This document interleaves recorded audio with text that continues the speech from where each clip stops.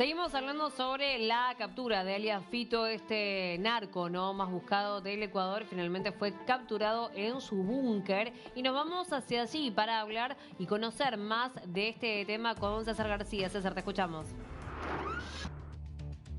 Sí, muchas gracias, Maga. Un gusto poder estar contigo y con la audiencia de DNews. Seguimos analizando desde el aspecto de la inteligencia lo que significó la captura, pero también qué va a pasar de aquí en adelante con el mapa del crimen organizado en el Ecuador tras la captura de Fito. ¿Podrá sostener la estructura de los choneros o, por el contrario, otros grupos podrán emerger y tener hegemonía de aquí en adelante?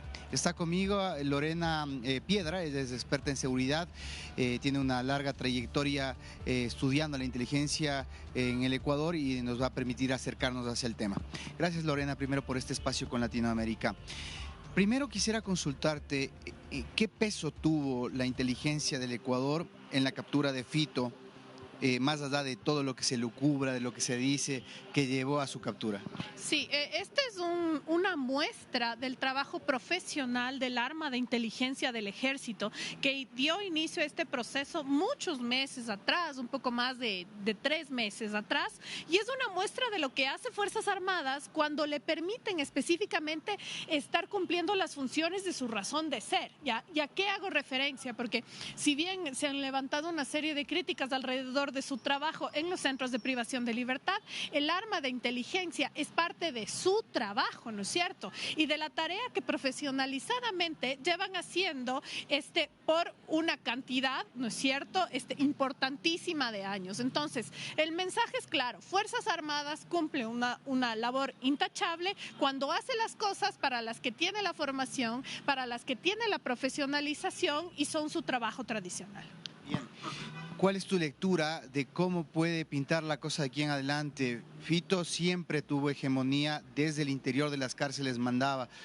¿Hay un panorama diferente hoy que impida que esto siga ocurriendo? ¿Qué pasaría con otras organizaciones que están atentas a si se atomiza o no los choneros? Sí, es lógico que la captura de Fito fue un golpe para las organizaciones criminales, porque Fito tenía la figura de padre, pero también como de león y de este hombre bueno, ¿no?, casi que un santo que se mantiene vivo por la divina providencia. Y esto es el símbolo, ¿no es cierto?, para los choneros. Entonces, el hecho de verlo boca abajo en el piso, sometido a la ley, ¿no es cierto?, da un mensaje muy fuerte que es en contra de él, de los choneros, debilita su estructura desde la moral, ¿no es cierto?, pero también en contra de esta suerte de narcocultura que se ha instalado, ¿no es cierto?, en el país. Pero por otro lado, ¿no es cierto?, sabemos que atacas a un líder criminal y para pasado mañana, ¿no es cierto?, ya tienes otros líderes tomando el lugar dentro de las estructuras criminales. Entonces, esto lo tenemos bastante claro. Sí, los choneros ya no tienen la misma importancia estratégica que tenían hace un tiempo. Tenemos N cantidad de organizaciones criminales que están en otras líneas, incluso los comandos de frontera ligados al negocio del oro, ¿no es cierto?, los lobos y demás. Entonces, es un reto la captura de Fito también, porque ¿qué quiere decir esto?, ¿no es cierto?, que el Estado, con toda su capacidad, tiene que ser capaz de bloquear sus niveles de influencia dentro de la roca, que esto no necesariamente es muy fácil de hacer, ¿no es cierto? Ya hay hechos que son de conocimiento público de quienes se han fugado, Feder, que se fugó, y efectivamente, ¿no es cierto?, hay que lograr que a la brevedad posible sea extraditado para que salgan a la luz las líneas de nexos, ¿no es cierto?, entre organizaciones criminales y la política, que es cierto que están presentes en el país.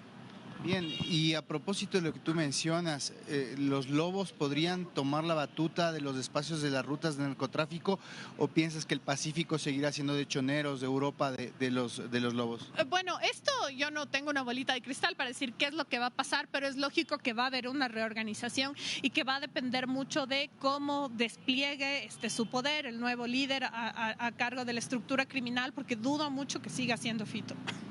Bien, las estructuras en el Ecuador son verticales, es decir, liderazgo controla todo, o hemos visto por el contrario, que porque nacieron y lo que pasó después de Jorge Luis Zambrano alias Rasquiña, pues se siguieron atomizando los liderazgos.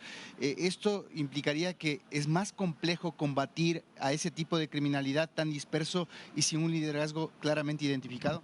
Bueno, esto es lo que sucede cuando detienes a las cabezas de las organizaciones criminales, y no solamente en el Ecuador, sino sucede también en México, en Colombia. Los grandes cárteles al estilo Pablo Escobar ya no existen, sino capturas a la cabeza de una organización criminal y mañana tienes 3 que están por abajo intentando hacer su negocio, además de una manera descentralizada, ¿no es cierto? La estructura, por ejemplo, de los chapitos en México utilizó esto: se va el chapo, llegan los chapitos y lo que hacen es empoderar a líderes jóvenes a los que les dicen: ve, o sea, tú puedes hacer tu línea de negocio, solamente ponme gatilleros y entre todos articulamos la fuerza del nuevo cártel. Pero la estrategia justamente alrededor del fentanilo de los chapitos fue descentralizar, ¿no es cierto? Y más bien solamente sumar fuerzas para que estén bajo la línea de protección, pero de una manera que utilizaba mucho liderazgos jóvenes, entre comillas, y descentralizada.